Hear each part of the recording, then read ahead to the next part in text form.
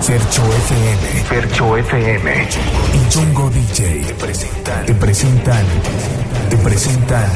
miércoles sobrenatural en Radio 1. Son las 9 de la noche, 2 minutos, y vamos a arrancar con este documental que nos cuenta, pues, a través de la historia, qué se ha hablado, qué se ha conocido y qué se ha pensado sobre el anticristo. Radio 1. El anticristo.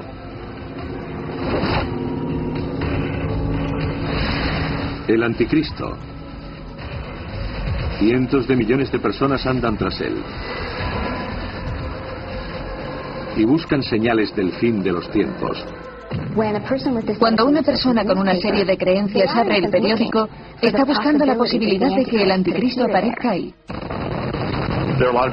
Hay mucha gente que cree que el anticristo está vivo y preparado para ocupar su lugar en la secuencia de sucesos y desembocará en el fin de los días, como se predijo en el Apocalipsis. Observas el hecho de que Europa esté uniéndose y de que Israel sea hoy en día una nación que necesita paz. Todas estas cosas nos hacen pensar que posiblemente el anticristo esté vivo. Esté aquí esperando al acecho o volando por los aires, los creyentes lo consideran el agente más terrible del mal. Es quien será poseído por Satanás. Y destruirá a niveles extraordinarios. Prosperará y llevará a cabo su voluntad. Se le ve como un símbolo de los tiempos. Estamos viviendo una época apocalíptica, el calentamiento global y ahora la creciente amenaza nuclear entre naciones. Es algo que realmente asusta. La situación en Oriente Próximo, la yihad. No son tiempos fáciles de vivir. Para muchos creyentes de la profecía, el final ya ha comenzado. Con la atención que el mundo presta a la aparición del anticristo y el regreso de Cristo, creo que el tablero está listo para mover piezas.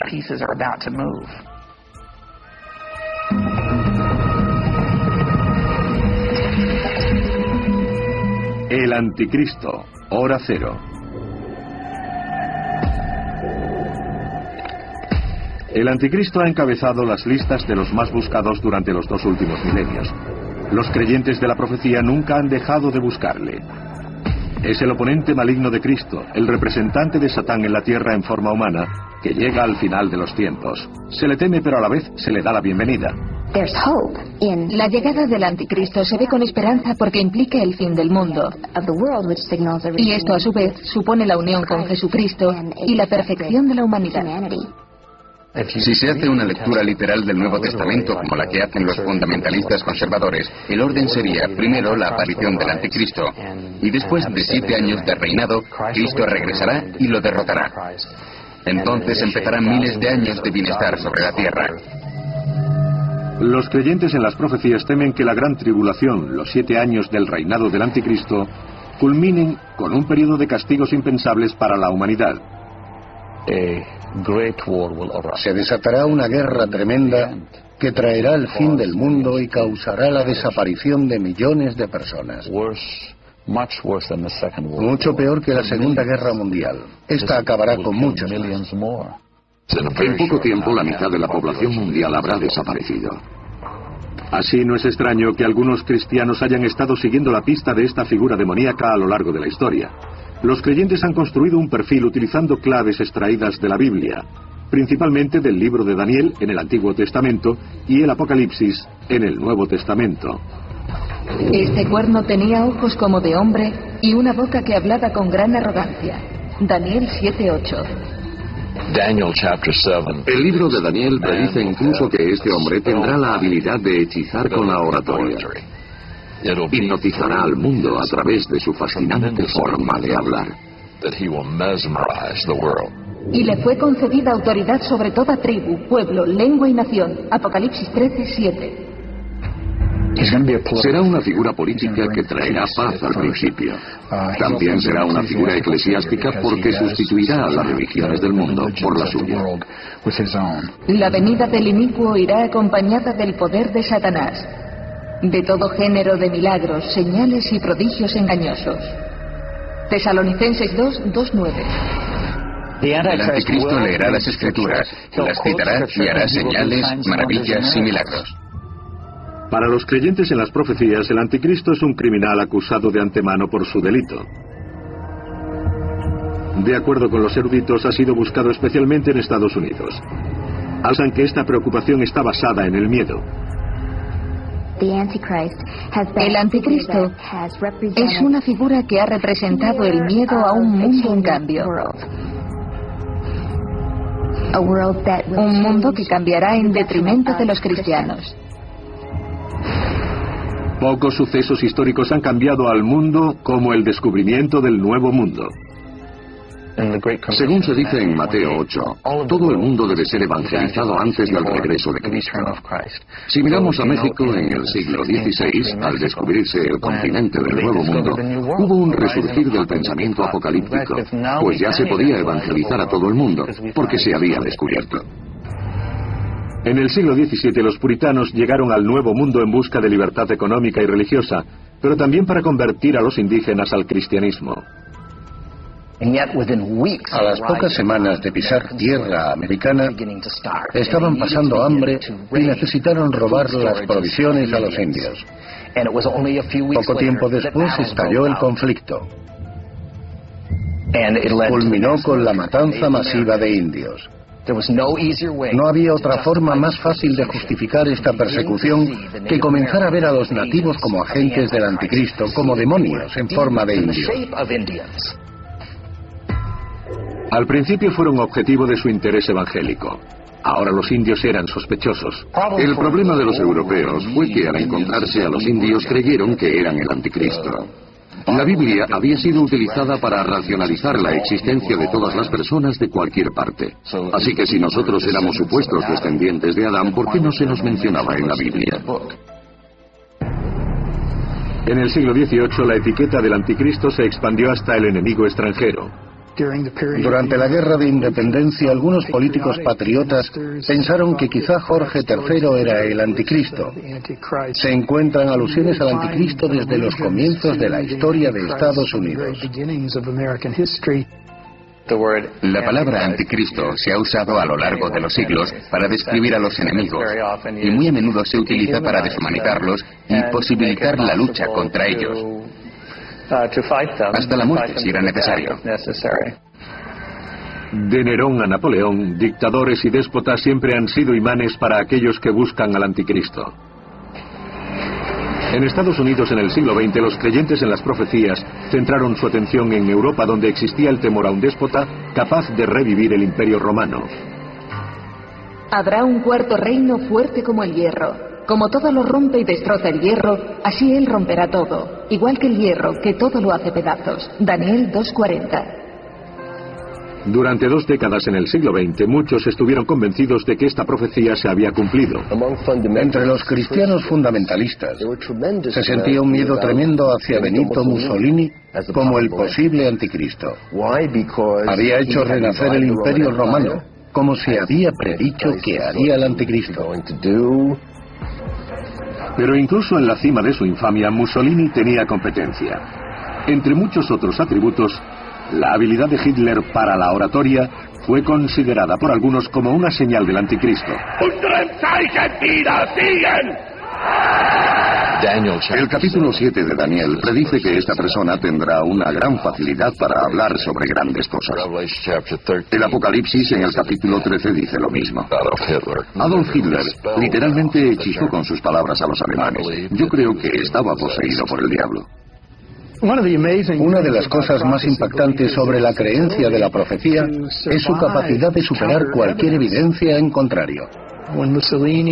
Cuando mataron a Mussolini y cuando Hitler murió, algunos escritores que durante 20 años en el caso de Mussolini lo habían identificado firmemente como el anticristo dijeron, bueno, no importa, y ofrecieron un nuevo candidato. Los creyentes en la profecía a menudo han puesto su atención en los presidentes de Estados Unidos para buscar al anticristo. Para ellos, este pasaje del Apocalipsis predice un anticristo que usará la coerción económica para dominar el mundo. Y que nadie pudiese comprar o vender salvo el que tuviera la marca, el nombre de la bestia o el número de su nombre. Su número es 666. Apocalipsis 13, 17, 18. Durante el periodo de la Gran Depresión, hubo simpatizantes de la profecía que vieron a Roosevelt como el titiritero, el maestro demoníaco.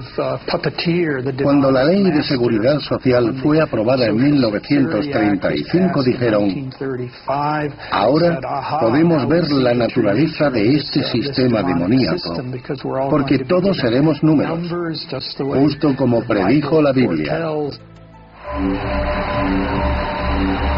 Décadas más tarde, el número de la bestia, 666, llevó a algunos a buscar al anticristo en un presidente que fuera religioso y estuviera interesado en la profecía del final de los tiempos. Uno de los argumentos que recuerdo por aquel entonces es que cada uno de los 3 nombres de Ronald Wilson Reagan tenía 6 letras. Así que tenemos un perfecto 666 en su nombre. Hay algo en estos elementos que parece un juego de mesa, gracias a tantas especulaciones. Existe cierta diversión en todo esto, y suele encontrarse en lo referente al mal y a la destrucción, que tienen más atractivo que lo que concierne al bien, a la paz y a todo lo demás. Durante la Guerra Fría, en Occidente muchos vieron a la Unión Soviética como agente del anticristo. Tras su desintegración, algunos comenzaron a mirar a los Estados Unidos como la única superpotencia. Muchos ven que el imperio de Estados Unidos comienza a manifestar todas las características del anticristo: poder aplastante, poder de control y poder unilateral.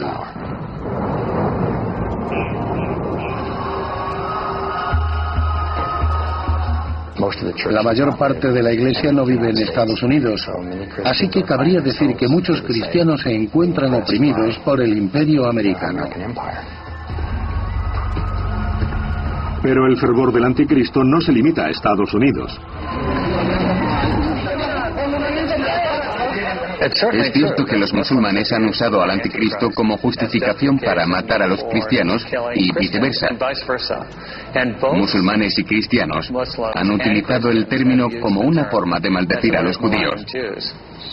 Así que no faltan pruebas de su mal uso.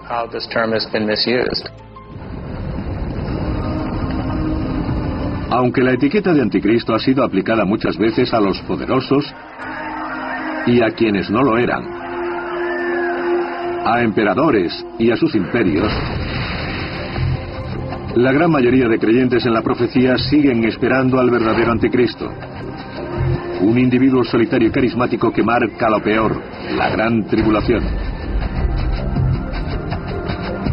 Y lo mejor, el milenio. Pero ¿cuál es el origen del perfil del anticristo y los detalles de su programa?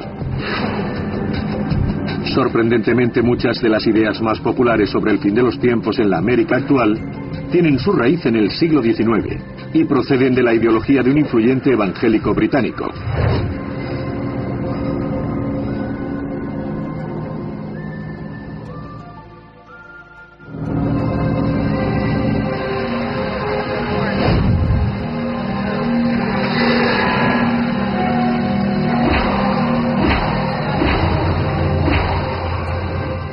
Los creyentes se desvanecen en el aire. Un anticristo seductor promete la paz, pero persigue a quienes no lo siguen y provoca la Tercera Guerra Mundial.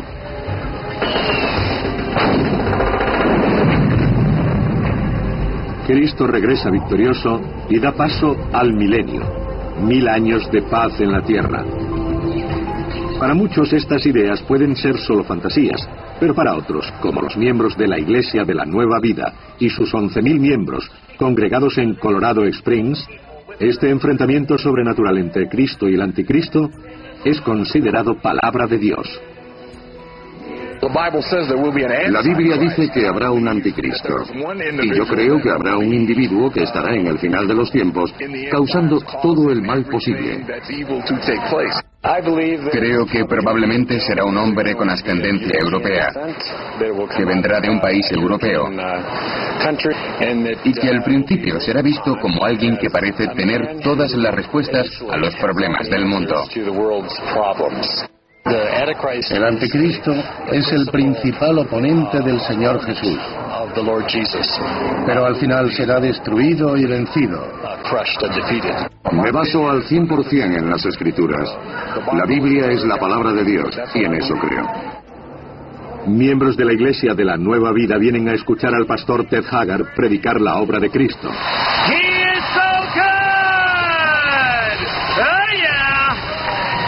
Pero él, como muchos cristianos evangélicos, es franco sobre los planes del anticristo.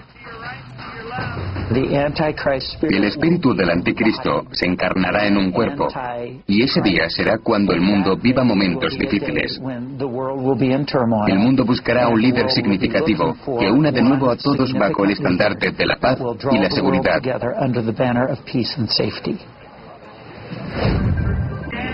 El punto de vista del pastor Haggard es el de un heterodoxo cristiano. Además de ser el fundador de la Iglesia de la Nueva Vida, encabeza la Asociación Nacional de Evangélicos, formada por 45.000 templos con 30 millones de miembros. La evangélica es una de las iglesias cristianas con más rápido crecimiento del país. La emoción del sistema profético, que habla sobre el arrebatamiento, el anticristo, la gran tribulación y la batalla de Armagedón, tiene el poder emocional de que un ministro liberal que se despierte un domingo diga: quiero que todos contacten con su congresista para que apoye la ley 4075, porque así vamos a ayudar a este grupo que lo necesita.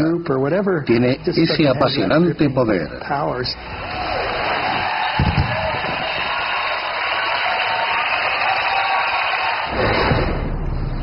Pero esta imagen del fin de los tiempos no es una invención evangélica del siglo XXI. Y lo que es aún más sorprendente, los eruditos tampoco creen que sea una idea del siglo XX. Viene de la predicación evangélica y protestante del siglo XIX y principios del XX, las cuales relacionaban un número de escenas separadas del Nuevo Testamento, obteniendo un mito nuevo sobre el fin de los tiempos. Esta forma influyente de interpretación bíblica es llamada dispensacionalismo. Fue un invento de un solo hombre, John Nelson Darby, un evangélico británico del siglo XIX. Las enseñanzas de John Nelson Darby fueron llamadas dispensacionalistas porque dividió la Biblia en distintas eras o dispensaciones, como él las llamó.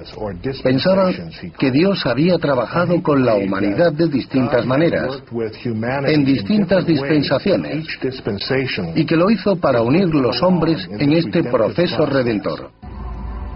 La innovación de Darby creó un supersistema bíblico, una nueva forma de leer las Escrituras que unificaba textos dispares, principalmente oscuros y apocalípticos como el libro de Daniel y el Apocalipsis, los cuales fueron ignorados por las principales iglesias protestantes. Un dispensacionalista leía la Biblia como un enorme rompecabezas. Tomaba distintas profecías de varios lugares, las unía y trataba de descifrar lo que pensaba que podía suceder con todo detalle. En sus expectativas se incluía un periodo de 7 años de plagas, persecución y horror en la tierra que estaría presidido por el anticristo. Después, Darby argumentó que la Iglesia no podría participar en esto. También dijo que debía ser arrebatada antes de comenzar la gran tribulación. Después nosotros, los vivos, los que quedamos, junto con ellos, seremos arrebatados en las nubes al encuentro del Señor en los aires. Tesalonicenses 1:4-17. Según los eruditos, esta historia transmitió y sigue transmitiendo un convincente mensaje. Para aquellos que quedaron atrás en este periodo de gran tribulación, los tiempos venideros serían terribles. Y por supuesto, Los dispensacionalistas han estado utilizando esta idea desde que la inventaron para convencernos de que no necesitamos pasar por todo esto, no si aceptamos a Cristo, porque podremos liberarnos de eso. El dispensacionalismo se extendió rápidamente por Estados Unidos. Entre 1880 y 1940 había literalmente docenas de estas instituciones bíblicas por todo el país. Y podía decirse casi sin excepción que el dispensacionalismo era lo que se enseñaba en aquellas instituciones, donde preparaban durante años a cientos y miles de pastores, misioneros y educadores. El anticristo ha sido una parte fundamental de esta enseñanza y hoy está en el centro y al frente de esta guerra cultural.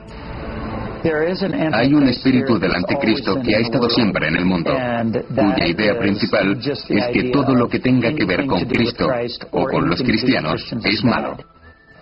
El anticristo habla a esta comunidad. El anticristo es un estafador. Atraerá a los desprevenidos al lago de fuego y azufre, lejos de sus comunidades de fe. Muchos creyentes dicen que la llegada del anticristo es inminente. Si es así, ¿qué señales perciben y cómo se prepara el mundo para este reino del terror?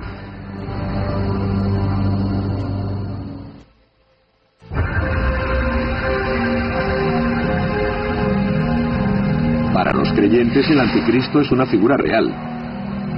Un individuo satánico que vendrá un día a sembrar la confusión. Para ellos, la llegada del anticristo puede estar en las noticias del día. Da la sensación de que los iniciados en este vocabulario, en esta visión del mundo, saben más sobre lo que está pasando que los periodistas y los expertos. Si por un lado lee la Biblia y por otro los periódicos, coincide. Para los creyentes hay muchas señales de que la llegada del anticristo está próxima. Según el especialista Paul Boyer, una señal puede ser la percepción del crecimiento del mal. Hay maldad incluso en Estados Unidos. La tierra que en el pasado fue vista como elegida por Dios, ahora es considerada por muchos creyentes en la profecía proclive al Armagedón, con todos estos asuntos del matrimonio gay, el aborto y la pornografía. En los últimos días sobrevendrán tiempos difíciles. Los hombres malos y seductores irán de mal en peor, engañando y siendo engañados. Timoteo 2, 3, 1, 13.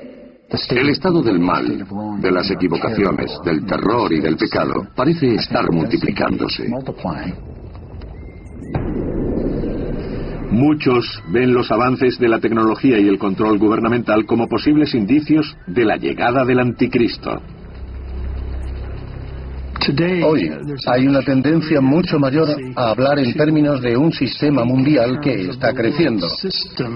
Una especie de sistema mundial integrado política, económica y culturalmente. Las Naciones Unidas, la Organización Mundial del Comercio, la televisión global o el dinero de plástico, las tarjetas de crédito, es visto por los simpatizantes de la profecía como la creación de un sistema de control global, del cual se aprovechará el anticristo. Y le fue concedida autoridad sobre toda tribu, pueblo, lengua y nación. Apocalipsis 13, 7. No queremos darles a las autoridades internacionales poder global sobre todas las naciones del mundo. Y una de las razones es porque sabemos que en algún lugar estará el anticristo tratando de utilizar todas esas intuiciones para perseguir a personas de todas las religiones, especialmente cristianos. Algunos sospechan de la Unión Europea y de las Naciones Unidas. Lo precipitaría que una institución como las Naciones Unidas tomara control soberano sobre otras naciones. Podría ser un cataclismo global. Por supuesto, estamos alerta porque los evangélicos somos nacionalistas. Pero quizás sea el miedo económico donde los creyentes en la profecía vean la mayoría de las señales de un mundo propicio para el anticristo. Y que nadie pudiese comprar o vender salvo el que tuviera la marca, el nombre de la bestia o el número de su nombre. Su número es 666. Apocalipsis 13, 17, 18. Los seguidores de la profecía han visto siempre este pasaje del Apocalipsis como la predicción de una economía mundial única dominada por el anticristo. Este miedo cobró fuerza durante el último siglo por la creciente complejidad de la economía. Las cadenas de grandes almacenes eran parte del régimen del anticristo en los años 20 y 30. Parece extraño hoy porque no las consideramos una gran amenaza, pero entonces el pequeño comerciante perdía dinero por culpa de estas grandes cadenas. Cuanto más usamos la tecnología al comprar y vender, mayor es el miedo al inminente abuso del anticristo. La gente puede utilizar la tecnología del código de barras para manipular el poder del Estado y negar a otros sus libertades civiles, o usar el poder del Estado para negar a la gente su libertad de credo o de expresión, o bien la libertad de comprar cualquier artículo sin que nadie se inmiscuya. Los avances en seguimiento e identificación por medios informáticos se ven también como herramientas del anticristo.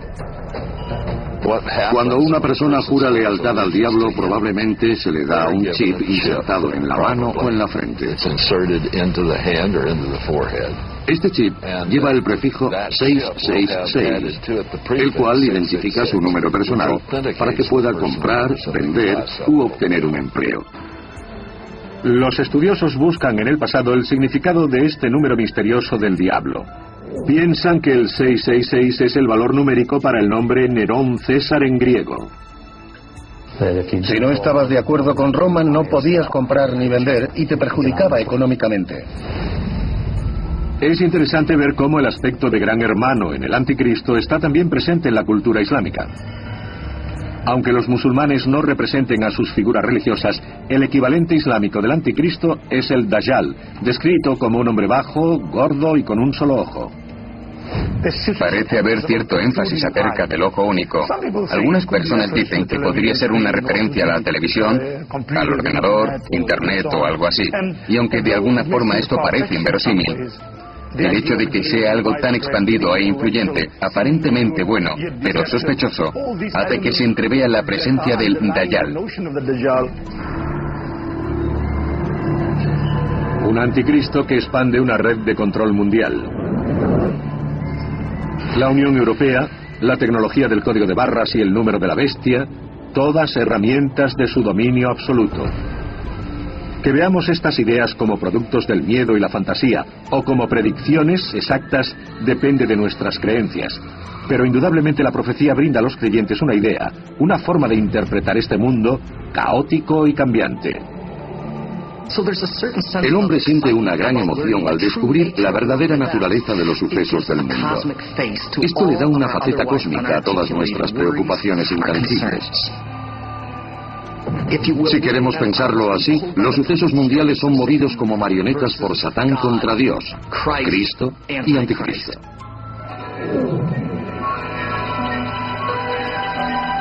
¿Cuánto tiempo falta, según la predicción, para la nueva venida de Cristo y de su oponente, el Anticristo? ¿Es la creación del Estado de Israel en 1948 el mejor indicio del final de los tiempos? Y si la cuenta atrás ha comenzado, ¿cuánto nos queda?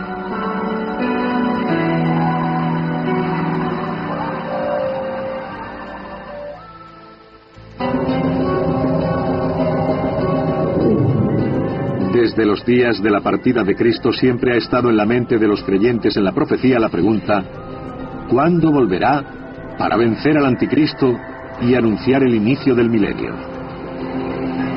Muchos buscan en la Biblia los indicios del final de los tiempos. Un pensamiento profético ha venido a dominar sus cálculos. El renacimiento del Estado de Israel es la señal más fuerte. Es la señal de entre todas las demás de que estamos realmente cerca. Al cabo de años vendrás a la tierra salvada de la espada, recogida de entre muchos pueblos, sobre los montes de Israel. Ezequiel 38:8. Desde el principio de su doctrina, en 1830, los dispensacionalistas han predicho la refundación del Estado de Israel. Aprended la parábola de la higuera. Cuando sus ramas están tiernas y brotan las hojas, conocéis que el estío está cerca. Mateo 24:32. Dios muestra claramente que la higuera es su pueblo, Israel. Dice, cuando la higuera tenga nuevas hojas. Eso es lo que le sucedió a Israel en 1948. No nació, fue reinstaurado. Brotaron nuevas hojas.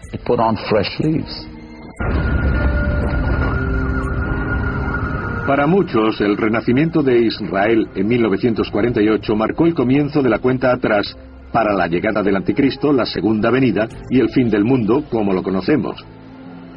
Piensan que la generación que presenció los acontecimientos de 1948 también presenciará el enfrentamiento de Cristo con el Anticristo.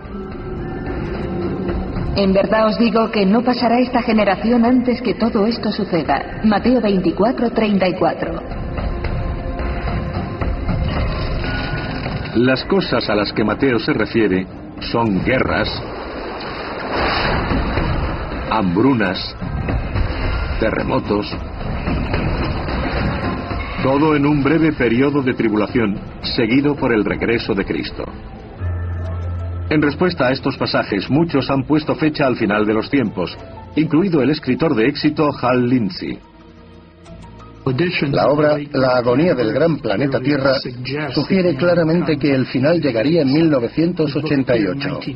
Su libro apareció en 1970 y tuvieron que pasar 18 años para probar su error. Sin embargo, muchos piensan que 1948 es la fecha de inicio de la marcha hacia el Armagedón. Centran su atención en interpretar la duración en años de una generación bíblica. Una generación pueden ser 100 años. 1948 fue el principio. Así que nos estamos acercando al final de esta generación. Y no falta tanto. Pero aunque alguno de estos argumentos sea inquietante, Hal Lindsey y Benny Hinn representan solo una parte de la tradición de creyentes en la cercanía del fin de los tiempos.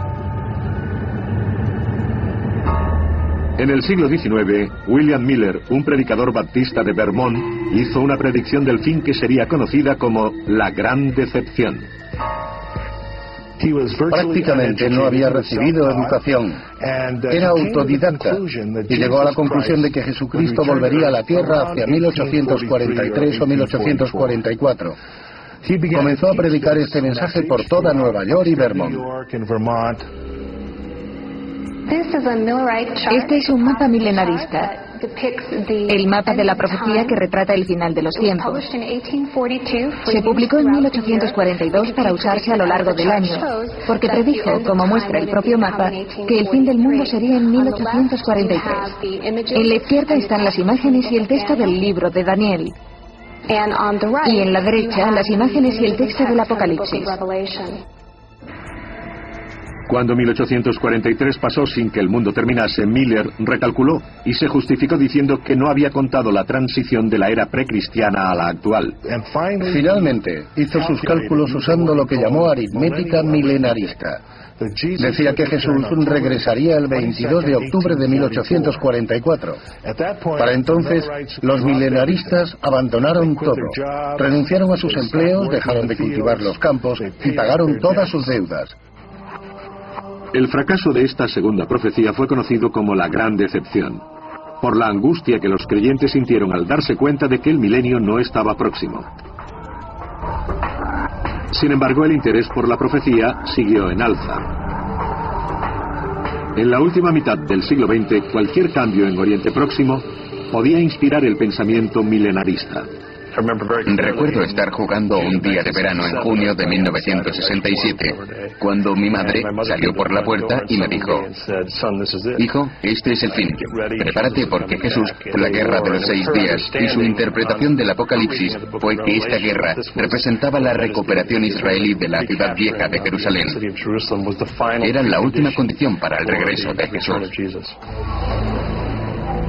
El significado de Israel para los creyentes en la profecía no es solo un asunto de fe, también tiene implicaciones políticas.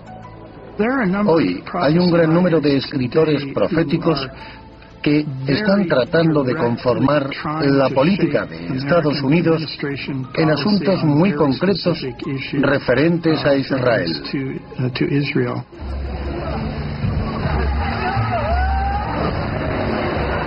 Los dispensacionalistas dirían que el anticristo llegará al caos de Oriente Próximo y llevará a la paz.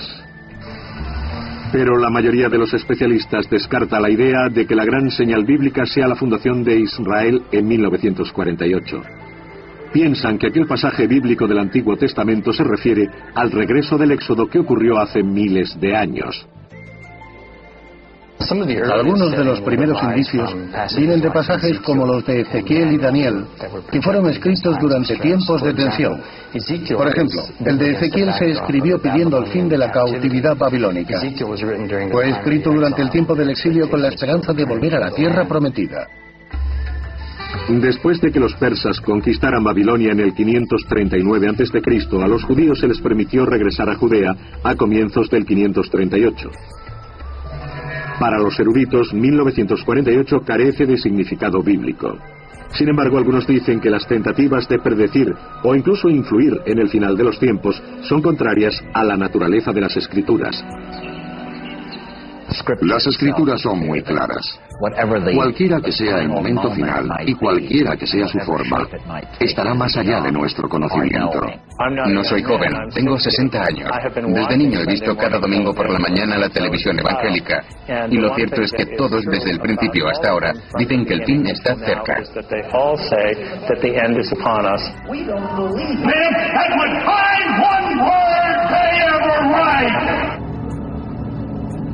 Pero si el mundo como lo conocemos hoy es devastado por el anticristo, trayendo la batalla de Armagedón y terribles juicios de Dios, ¿quién podrá salvarse de esta situación? ¿Y quién podrá escapar de tan brutal castigo?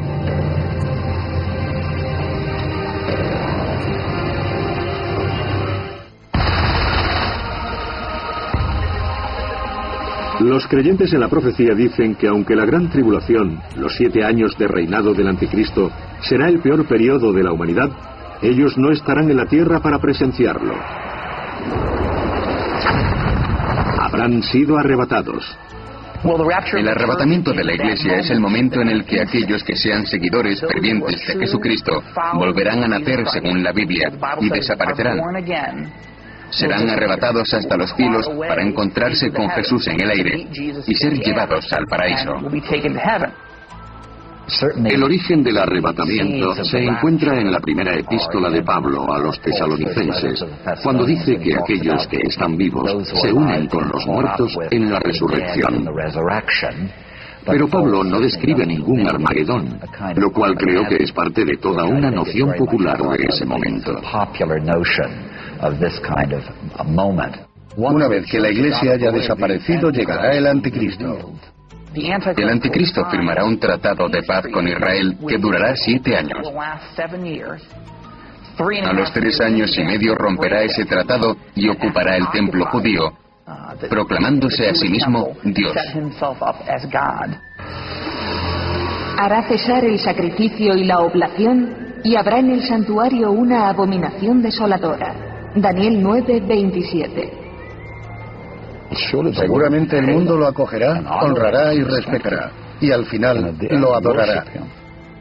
Y adoraron a la bestia diciendo: ¿quién como la bestia? ¿Quién podrá guerrear contra ella? Apocalipsis 13:4. De acuerdo con los creyentes, el anticristo, aunque tenga la apariencia de pacificador, será por naturaleza un perseguidor. Este hombre de paz será como Stalin, que vino a mejorar la vida de los soviéticos y mató entre 20 y 40 millones de ellos. Pero de acuerdo con esta descripción dispensacionalista, ¿quiénes serán los perseguidos por el anticristo? Los perseguidos serán, desde un punto de vista evangélico, aquellos que no hicieron ningún compromiso personal con Cristo, aquellos que no lo aceptaron. Algunos ven en ello un elemento de venganza. Si pensamos en nosotros como los fieles, podremos sentirnos más fieles y seguros viendo qué cosas terribles le sucederán a otros. porque habrá entonces una tan gran tribulación cual no la hubo hasta ahora. Mateo 24:21. El anticristo dará muerte a todos aquellos que se nieguen a reconocerlo.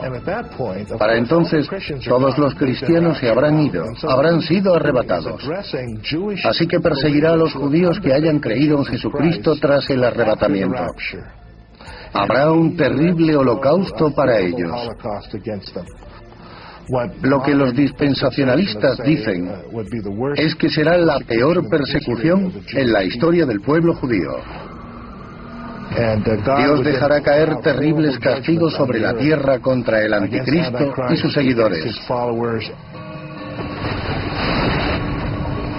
Hambrunas, terremotos, guerras, epidemias, todo tipo de castigos divinos que exterminarán a una tercera parte de la población. Es imposible imaginar algo peor.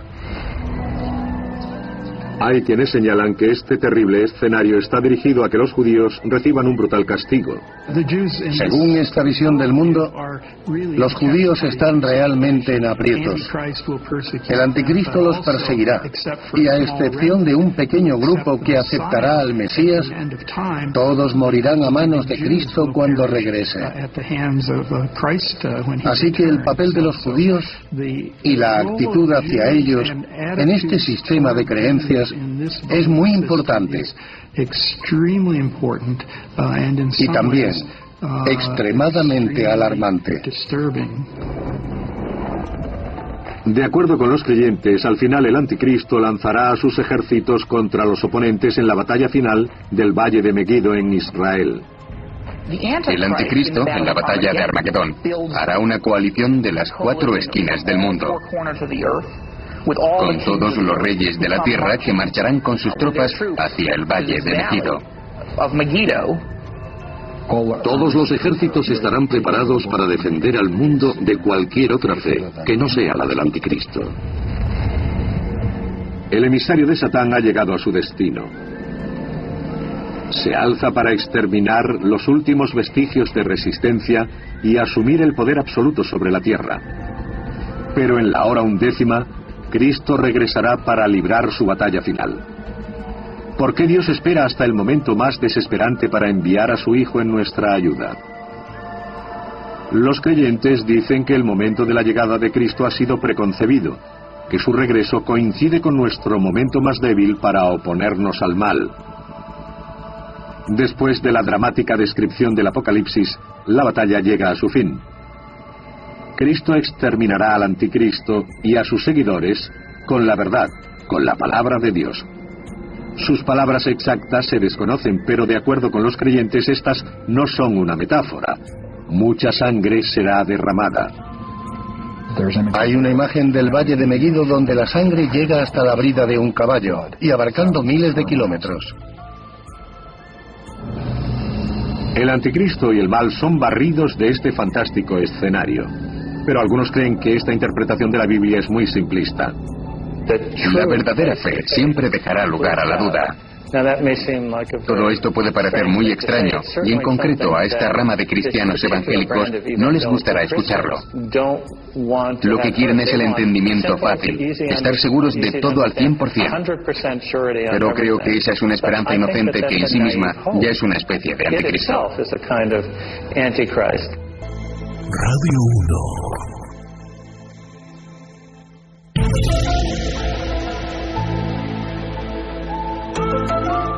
10 de la noche, ya con 5 minutos.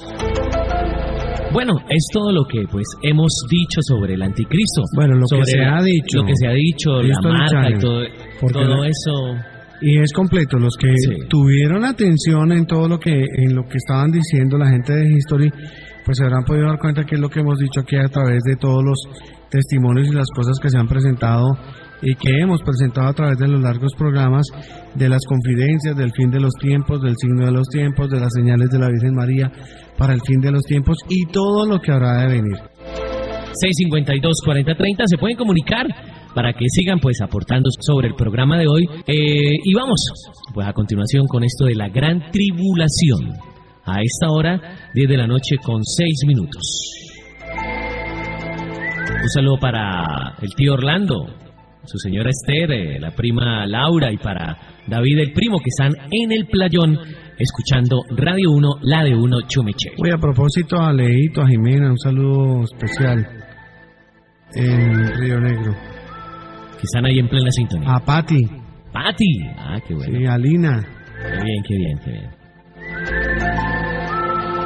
10 de la noche ya con 7 minutos. Aló Radio 1.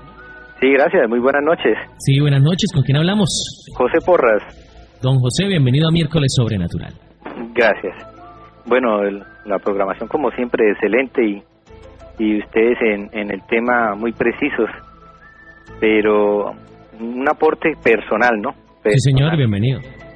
Como creyente es que nosotros no debemos dedicarnos tanto a lo que es el apocalipsis, donde se basan muchas religiones para infundir miedo, para atraer adeptos, que ya el fin del mundo se acaba, que ya está listo, que ya viene esto, que lo otro, porque la Biblia de un principio hasta un final es puro amor. Jesús no vino a predicar el final de los tiempos con miedo, con terror, no, él fue puro amor. Él se basó toda su predicación, toda su vida, desde un nacimiento que fue puro amor, que fue humildad, que fue una especie de pobreza, pero una pobreza humilde, porque es que a veces la gente confunde la humildad con la pobreza o la pobreza con humildad, y eso pues no ligan así mucho. O el que es pobre es sucio, no, tampoco. Hay gente pobre muy limpia, muy hermosa en su forma de ser. Desde el nacimiento de Jesús hasta su muerte fue puro amor, porque nomás en la mera cruz ya, al final, cuando pidió perdón por todos aquellos que no sabían lo que estaban haciendo, que estaban matando al Hijo del Dios, al Dios divino, al Dios amoroso, al Dios del perdón. Entonces nosotros pues tenemos que mirar más la parte, o preocuparnos más por la vida, es en querer a nuestros hermanos, inclusive de otras religiones, en querer a aquel que nos persigue, que es algo difícil, eso no es fácil. Bueno, pero yo le diría también algo, tiene toda la razón, pero tampoco podemos desconocer las diferentes manifestaciones marianas y de Jesús, claro, donde la Virgen pide, suplica, implora casi que de rodillas de que volvamos la mirada al Padre, porque es que la descomposición social es bastante grande y lo que usted dice es cierto. Jesús es amor, Dios es todo lo maravilloso. Lo que pasa es que nosotros somos los que no correspondemos a ese amor. Nosotros somos los que estamos lejos de ese amor. De igual manera, pues todo esto ha de suceder porque está escrito y está en la Biblia. Ahora, usted tiene razón y quiero hacer aclaración. Esto no se trata de asustar a la gente, ni de decirle hey, ni de que cojan temor. Por el contrario, el que sepa y entienda lo que va a suceder está siendo bendecido porque va a conocer lo que va a suceder. Pobres más bien de aquellos que no conocen y que cuando llegue el momento van a estar perdidos. Exacto. De eso sí da, pues, la verdad, mucha tristeza, ¿no? Sí, y lo otro que le quería aportar es que la lucha del demonio va basado en lo personal, en lo que yo pues entiendo y estoy tratando de entender lo que es todos los términos divinos y lo bonito que es estudiar la vida, pasión y muerte de nuestro Señor Jesucristo con sus santos, con sus apóstoles. Pongamos, la lucha que tiene el demonio en lo espiritual es contra la Eucaristía, el Rosario y la Santa Cruz. En lo material, contra los sacerdotes, la juventud y el matrimonio. Esa es la lucha frontal que tiene el demonio contra todas esas cosas, porque es la base, la Eucaristía, porque es la base que nos dejó Cristo en la iglesia, en la fe. Además que es la oración más completa que hay, ¿no? Exactamente, el rosario, que es prácticamente la Biblia en miniatura, para hacer alabanza al Dios vivo. Y reflexionar en los momentos más importantes de la vida de Jesús. Exactamente, y la cruz, que es la Santa Cruz, que es la señal de perdón, la señal de salvación, no como dicen de muerte, es señal de vida y muerte y resurrección. Exacto. Y el sacrificio más grande que ha podido haber en la historia, ¿no? Por amor. Sí. Por amor, porque infinito amor. Es Jesús el que se entrega por amor y es Dios el que por amor entrega a su Hijo para liberarnos del pecado. Yo siempre digo, Él nos liberó del pecado, lo que pasa es que la pregunta es, ¿nosotros nos queremos liberar? porque Jesús ya hizo su sacrificio. Ahora el que debo decidir soy yo, si recibo ese sacrificio para seguir caminando por donde es, o si me quedo en el camino ancho, que es el que me ofrece la vida con todas las comodidades.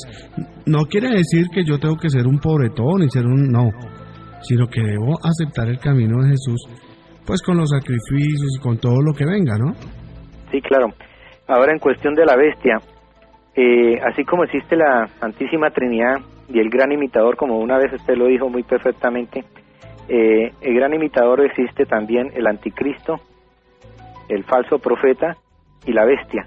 En cuanto a la bestia, en lo personal mío, yo creo que se están olvidando de una palabra que inclusive lo dijo, creo que fue Napoleón, que dice que cuando China despierte, el mundo temblará.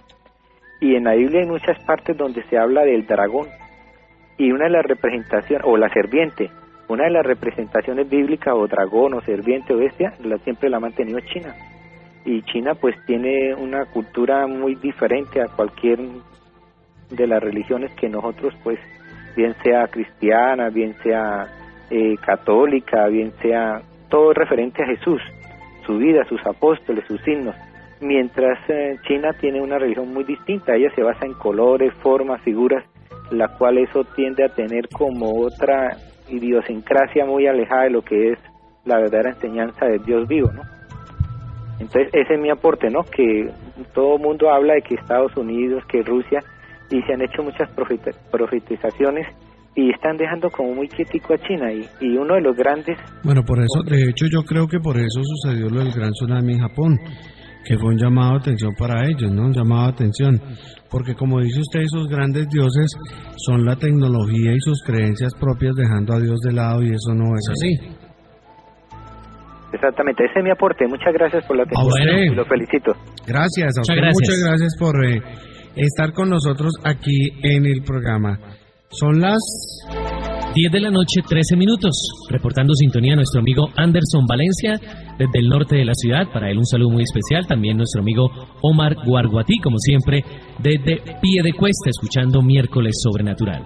También nuestro amigo Johnson del restaurante Fujiyama. Están ahí nuestros amigos del restaurante Fujiyama. También los amigos del abuelo Pachanguero están ahí con su radiocito, escuchando Miércoles Sobrenatural en esta noche de miércoles 26 de febrero.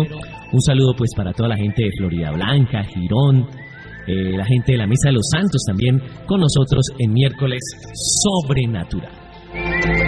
Se pueden comunicar ya 652-4030, 652-4030. También por aquí reportando sintonía, miramos Giovanni Patricia Arenas desde El Playón. Dicen buenas noches, Fercho y Yongo. Los felicitamos por tan bello programa y sus recomendaciones. Me parece muy bueno que este mundo esté pues todo esto respaldado con citas bíblicas para todos aquellos que no creen en las cosas de Dios. Que Dios los bendiga. Bueno, a Giovanni y a Patricia Arenas, muchas gracias desde El Playón. También por acá reportando sintonía, Luis Jesús Guevara Delgado. Felicitaciones por tan excelentes programas. Nos evangelizan por medio de ellos, pues hemos logrado muchas cosas aquí en la casa y en mi familia. Para todos ustedes, Dios los bendiga. Radio 1, la de 1. 10 de la noche, 15 minutos, se pueden comunicar, la línea está habilitada, 652-4030, 652-4030, para que opinen sobre este tema, el anticristo. Venimos por ahí a continuación en minutos sobre la gran tribulación, también un tema muy interesante, muy enigmático en esta noche de miércoles sobrenatural.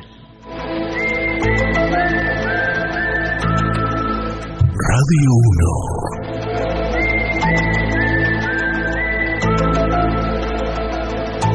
Omar le manda un saludo a su prima Laura y también para la tía Chela en Piedecuesta.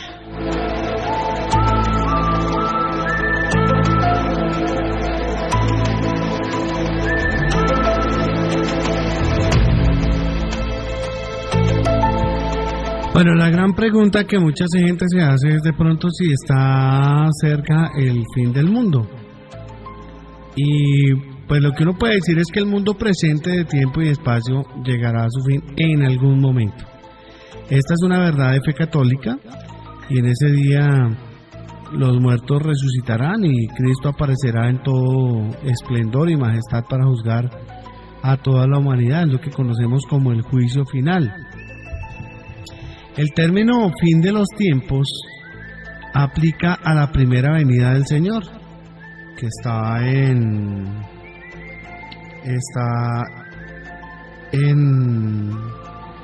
Hebreos,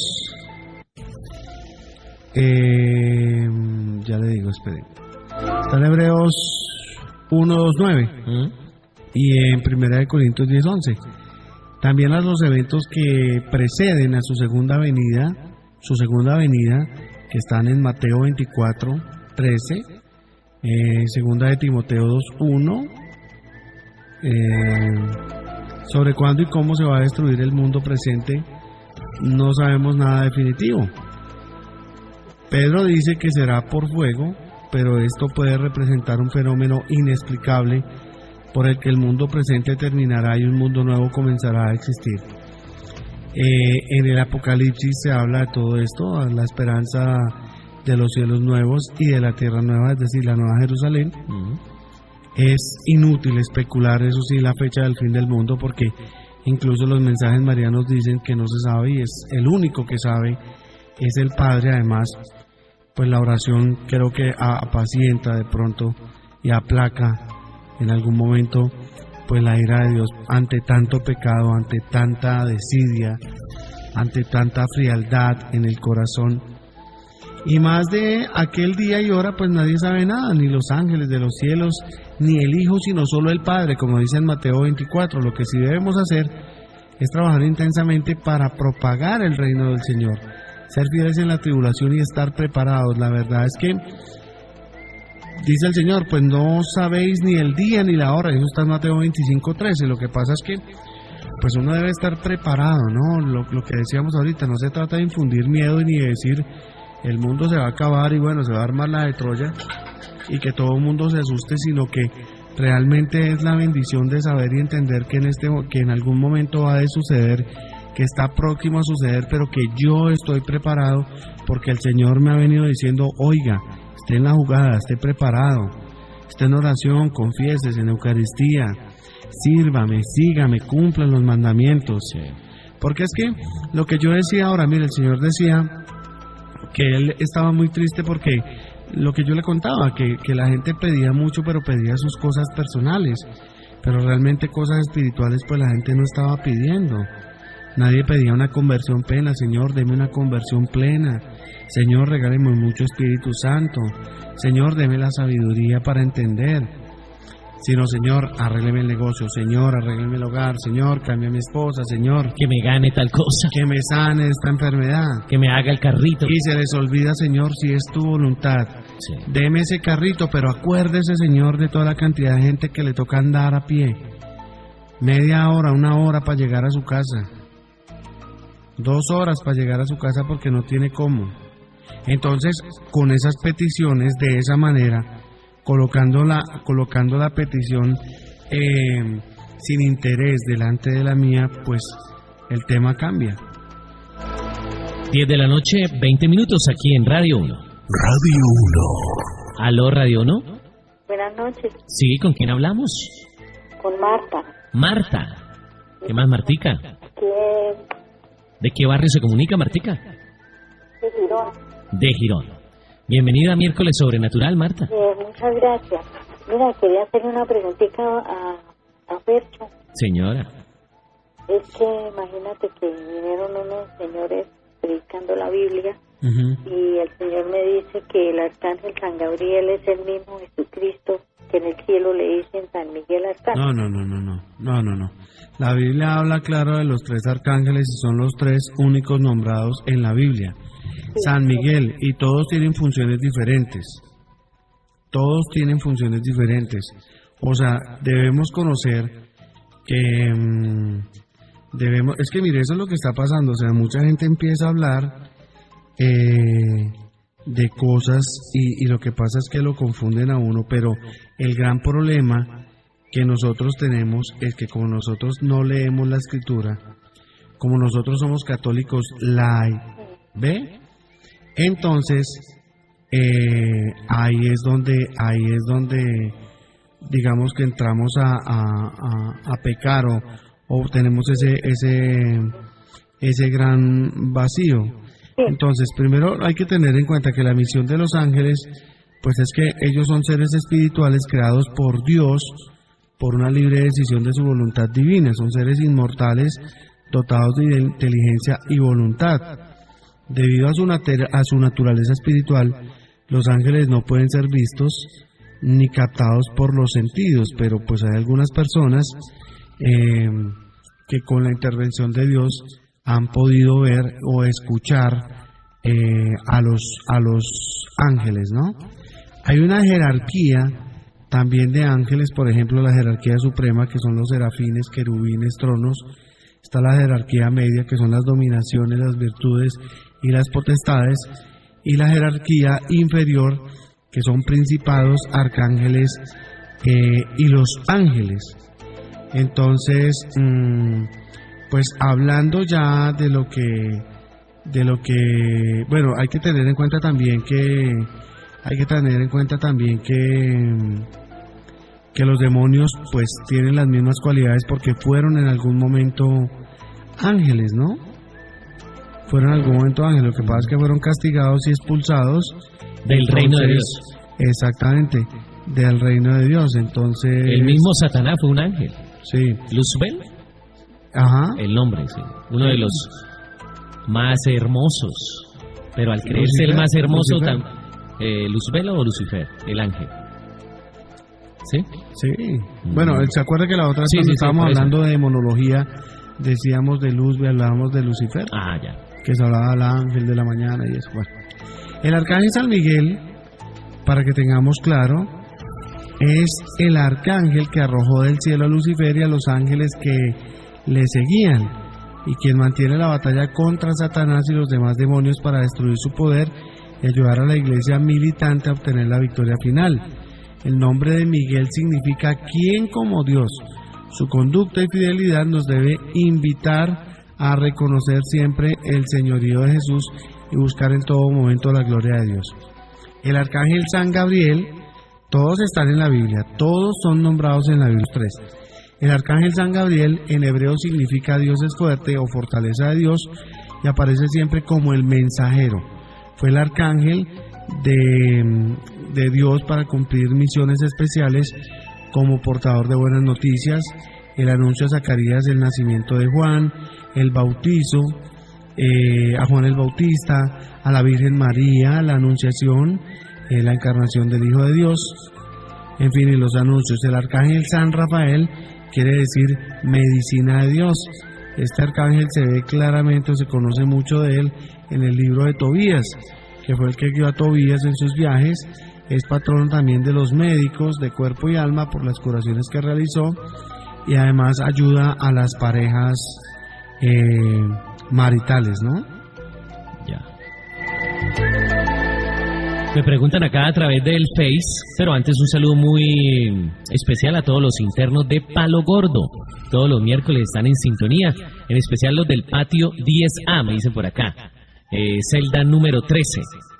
Allá un saludo para nuestro amigo Gerardo en Palo Gordo, que siempre están en full sintonía de miércoles sobrenatural. Un abrazo, hermanazo. Y bueno, y a todos los que nos están escuchando.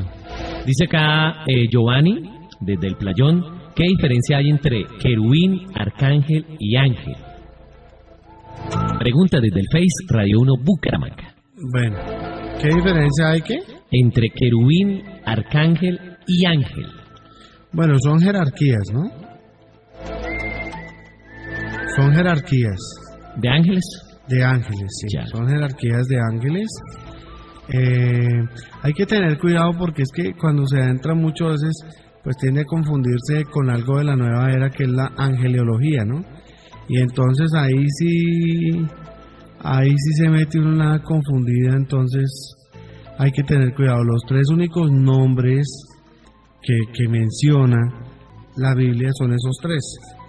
Y por lo demás entender pues que hay jerarquías, hay grados en los ángeles y hay jerarquías. Los ángeles y los arcángeles son los más cercanos al hombre.